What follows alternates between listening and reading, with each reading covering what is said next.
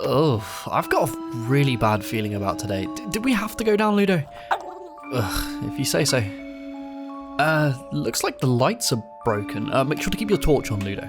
Oh, hey, it's good to see you again. So I'm working on an underwater horror game, right? Well, it came to my attention that we haven't gone into the design mind specifically looking for what makes games scary, and I've been putting it off for obvious reasons, but today's the day.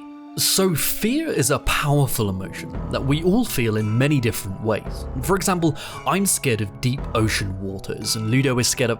Wait, what are you scared of again? Nothing. Alright, badass. But because so many people are scared of a wide variety of things, it's important for designers to cast a wide net of fear to affect as many people as possible. See, we can't induce all of the fears. Spiders, heights, clowns... Failure? Jesus Christ, you're on one today. But the trick is to manipulate natural human instinct, because what has the biggest impact on the largest number of people is xenophobia, the fear of the unknown.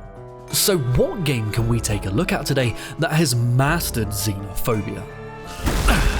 Oh, Alien Isolation. Well, that's convenient. Welcome to Design Delve.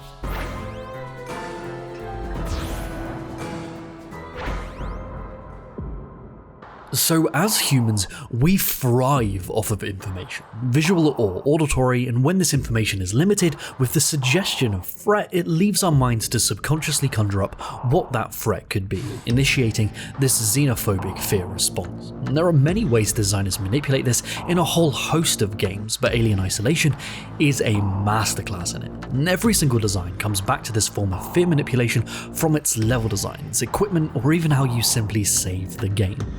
To begin with, the maze-like corridors of Sevastopol Station. Sharing this spectral space with the skulking shadows is an obvious way that the game limits the player's information visually.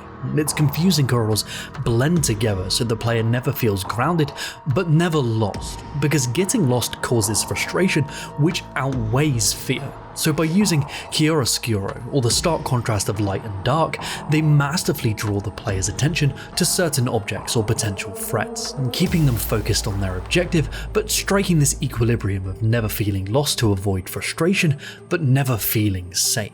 Using it to guide, but also hide. This can be extremely powerful, but in my opinion, something that induces this fear response even more so is the game's sound design. Now, sound is an unbelievably powerful medium, more powerful than visual in inducing fear. What? Okay, Ludo is saying that I'm biased because I'm a sound designer. She's not wrong, but okay, I'll prove it. The most effective and commonly used technique in horror games is non-linear sound design. Sound in its most basic form exists in these low, mid, and high frequencies, and sounds that humans are accustomed to, such as human speech, exist within this mid-range. Non-linear sounds exist in the extreme highs or lows of these frequencies, and our brains have evolved over time to subconsciously understand that if we hear these extreme frequencies, something just ain't right. This feeling can also be induced by the extreme differences in amplitude compared to relative sounds, and the easiest way to achieve this is by using the absence of sound. Long, unbroken stretches of silence with no music, and then suddenly every creak, bump, or footstep becomes a nonlinear sound that puts you on edge. The speed at which we process sound is incredibly fast and involuntary. This is why you instantaneously jolt at loud sounds, and the precise reason why sound is more powerful than visuals at inducing a fear response. You can test this yourself by turning down the sound and then trying to watch some cheap jump scares. See, it's not as effective, is it? This all comes back to xenophobia. If we visually see a threat, even if it's a shadow, we can estimate its relative size, where it's coming from, and adjust accordingly. But if we hear a threat, it's harder for us to distinguish what direction it's coming from, how fast it's moving, or what created it. It is then up to our own imaginations to decide what it could be, and our imaginations will always come up with the worst case scenario to help us deal with what that threat is if it arrives. But this sound design and its dark corridors is all surface level fear manipulation that fades with prolonged exposure as you play. The real juicy stuff comes with mechanical fear, which is when all mechanical designs, from its HUD, weapons to its bloody save stations, are all designed to accentuate this feeling of fear and paranoia. We've all heard tell time and time again of how unbelievably terrifying the Xenomorph is, but I would argue that it would be non-threatening or even boring without mechanical fear being properly conditioned. And this is all beautifully paced out over the first handful of levels of the game. Mechanically, you start your journey into Sevastopol Station with nothing, dropped into this hellhole scrambling to figure out what to do and where to go. And every door you come to is locked behind some form of item that you need to find. And it's kind of silly how much of an effect a simple locked door can have on a player's mental state as they play the game. Because of all of the skulking shadows and non-linear sounds, a lot of players are gonna be on edge, and the 3 common responses to fear are fight, flight, and freeze. The player has no weapons, so they can't fight yet, and if they freeze, well, that's good for us designers. Just let them wallow in that fear. Yeah. And the one thing we don't want them to do is flight. If the player just starts to run away from every perceived threat, they will begin to learn the limitations of the game's AI, making them non-threatening, which kills any kind of fear. But the simple addition of having these blocked doors makes it a necessity for the player to pay close attention to their environment to find the variety of unlocking devices, massively discouraging sprinting through the levels, but if they do, they have to come back to what scared them so much in the first place to find the way out. But if the player still hasn't learned not to run yet, they will eventually reach a blockade. The first major stealth encounter of the game pits the player against multiple gun-wielding survivors that will shoot them dead if they're careless, and it's important at this point to give a large chance of the player dying here, because how and when the player dies is the most important aspect in any game, to be honest, but especially horror games. You don't want the player to die. Player death, ironically, is the death of fear. Just as xenophobia feeds off of the unknown, understanding is the fear killer. After repeatedly dying, players begin to learn how enemy AI works and what their attack patterns look like, killing any sense of fear.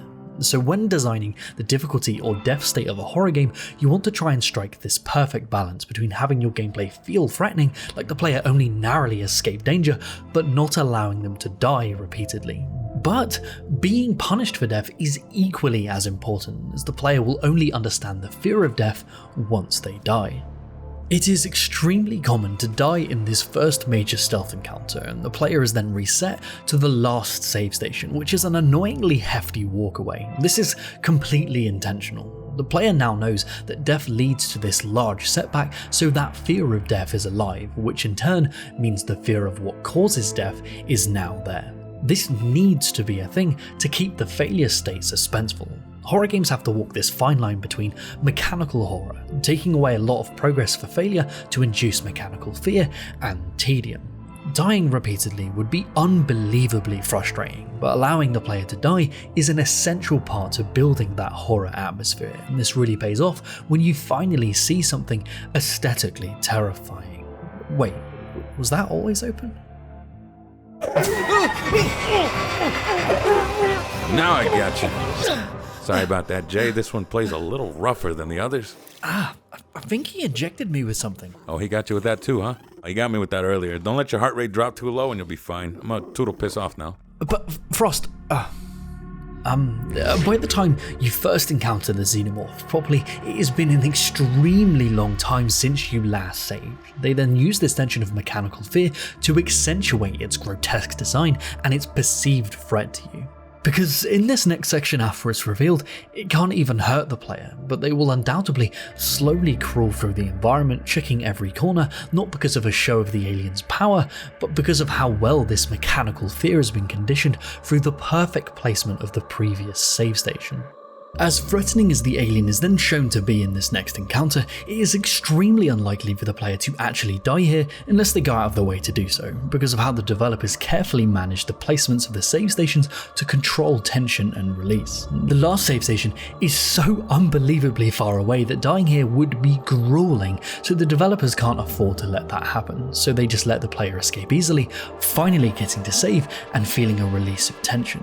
But the final thing that they do is the cherry on top of this horrible HR Geiger cake. Don't eat that, it's not for puppies. So they've conditioned the freeze and flight states of fear, but there is still one remaining: fight. And they do this by giving the player a weapon to combat their fears, but then immediately showing them the paradoxical weakness of it.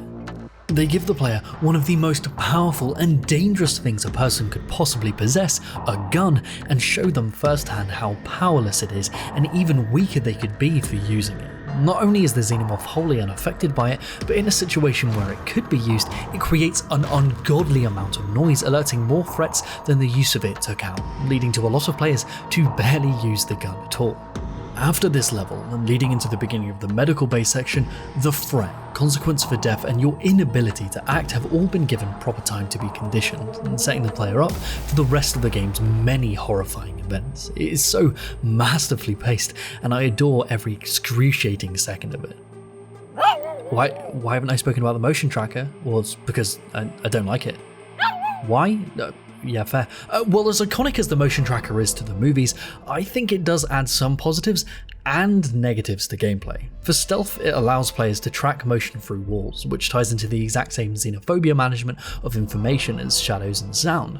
We know something is there and where it's headed, but what is it? It's beautifully done, but I think there are some drawbacks. Not with the tracker itself, but what the developers decided to add to it. Not knowing where to go and how to get there is an integral part of xenophobia management, but the map and motion tracker telling you exactly where to go is not ideal.